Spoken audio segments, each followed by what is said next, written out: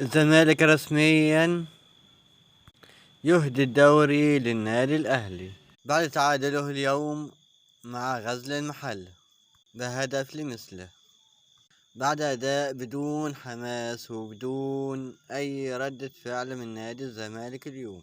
وجماهير الزمالك مش زعلانة وبس من النتيجة، ولكن زعلانة من الأداء ومن غياب الحماس، زعلانة من فريقها اللي مش شبه الزمالك اللي نعرفه، ولكن دي مجرد محطة والزمالك دايما بيرجع، ودايما الزمالك بيصحح المسار، والموعد الجاي هتكون الصرخة.